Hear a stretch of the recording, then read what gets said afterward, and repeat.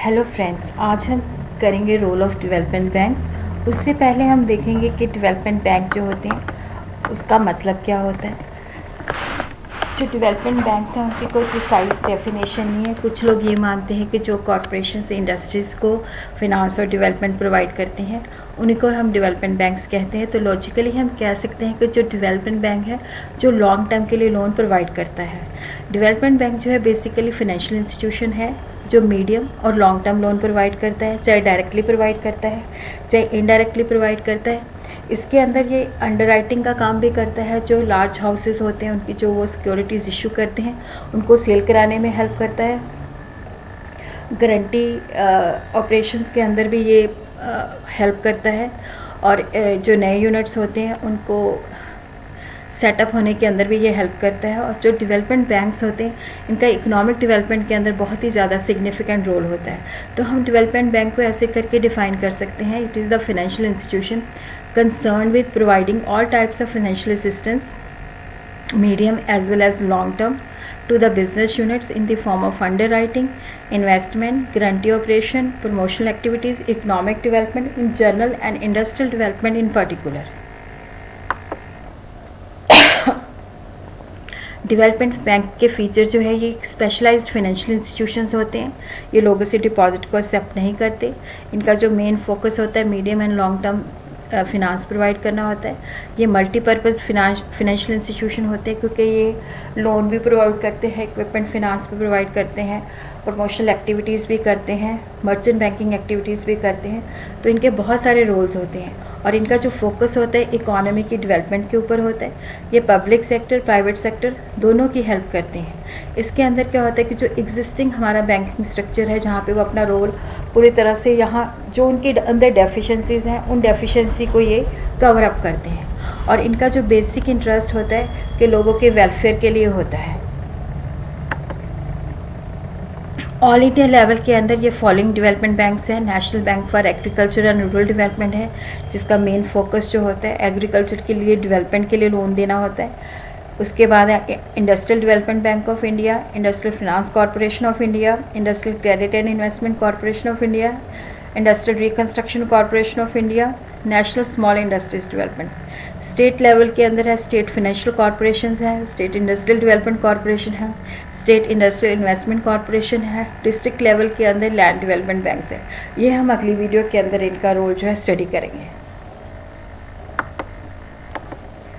उसके बाद है कि जो डेवलपमेंट बैंक्स होते हैं इनके क्या फंक्शंस हैं। फर्स्ट है to promote small scale industries.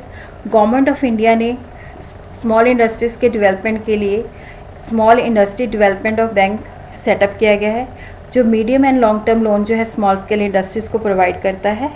उसके बाद है सेकंड है to finance the development of housing sector. इसके लिए भी गवर्नमेंट ऑफ इंडिया ने नेशनल हाउसिंग बैंक 88 के अंदर इस्टेब्लिश किया गया है। ये भी हाउसिंग एंड फाइनेंशियल इंस्टीट्यूशन को प्रमोट करता है। इसका भी ये होता है कि जो इंस्टीट्यूशन हाउसिंग के लिए लोन देते हैं उनकी ये रीफाइनेंसिंग करता है। उसके बाद ये लार्ज स्केल इंडस्ट्रीज़ को भी काफ़ी हद तक डेवलप करता है। ये उसको medium and long term loan provide करता है। उसको मर्चेंट बैंकिंग एक्टिविटीज़ भी मर्चेंट बैंकिंग सर्विसेज भी प्रोवाइड करता है। उसके बाद है to help in agriculture and rural development. इसके लिए इन्होंने निबार्ड सेटअप किया गया है। निबार्ड जो है उन बैंक्स को रीफाइनेंसिंग करता है जो एग्रीकल्चर सेक्टर और रूरल डेवलपमेंट एक्टिविटी के लिए लोन वगैरह प्रोवाइड करते हैं। उसके बाद है to enhance the foreign trade of India.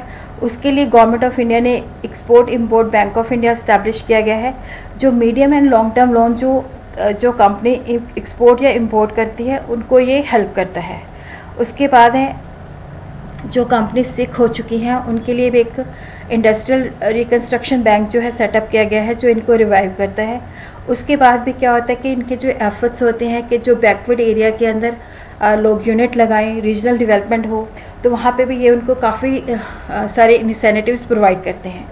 और इसके अंदर क्या होता है कि ये कैपिटल मार्केट की डेवलपमेंट के अंदर भी बहुत ज़्यादा रोल प्ले करते हैं। जो कंपनीज होती हैं उनके इक्विटी शेयर्स, डिबेंचर्स और म्यूचुअल फंड्स के अंदर जो है ये इन्वेस्ट करते हैं। उसी तरह ये एंटरप्रेन्योर्स को भी डेवलप करते हैं। इनके कई ऐसे इंस्टीट्यूट्स होते हैं जो एंटरप्रेन्योर को प्रॉपर ट्रेनिंग देते हैं, सीड कैपिटल प्रोवाइड करते हैं ताकि वो अपना बिजनेस जो है सेटअप कर सकें।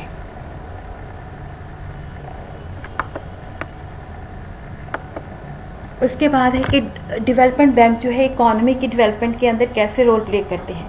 फर्स्ट है कैपिटल फॉर्मेशन, क्योंकि डेवलपमेंट बैंक जो है इंडस्ट्रीज़ को ये long term, medium term loan देते हैं, गारंटी प्रोवाइड करते हैं, जो नए यूनिट्स होते हैं उनको सेटअप करने में हेल्प करते हैं। तो ये लोगों की जो सेविंग होती है उनको प्रोडक्टिव के अंदर यूटिलाइज़ करते हैं, बिल्डिंग सेटअप करते हैं, न्यू यूनिट सेटअप करते हैं। तो इकोनॉमी के अंदर कैपिटल फॉर्मेशन होती हैं जिसके अंदर क्या होता है कि लोगों को एम्प्लॉयमेंट जनरेट होता है।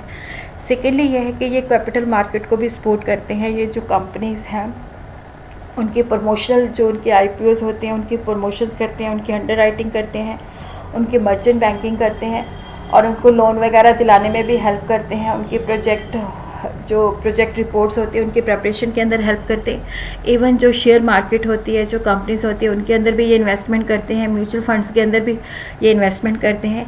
इवन ये जो ऑर्गेनाइजेशन होती हैं उनको लोन जो होता है इंडियन रुपीज़ के अंदर भी देते हैं, फॉरेन करेंसी के अंदर भी देते हैं ताकि वो बाहर से भी अपनी इम्पोर्ट और एक्सपोर्ट कर सकें। उसी तरह बैकवर्ड एरिया के अंदर भी जो यूनिट्स लगाए जाते हैं वहाँ पे भी ये उनको हेल्प देते हैं, सब्सिडीज़ देते हैं। इवन जो नए एंटरप्रेन्योर्स होते हैं उनके लिए भी इन्होंने कुछ इंस्टीट्यूट सेटअप किए गए हैं जो उनको ट्रेनिंग देते हैं, मोटिवेट करते हैं, उनकी प्रॉब्लम्स को सोल्यूशन देते हैं ताकि वो नए यूनिट्स लगा सकें।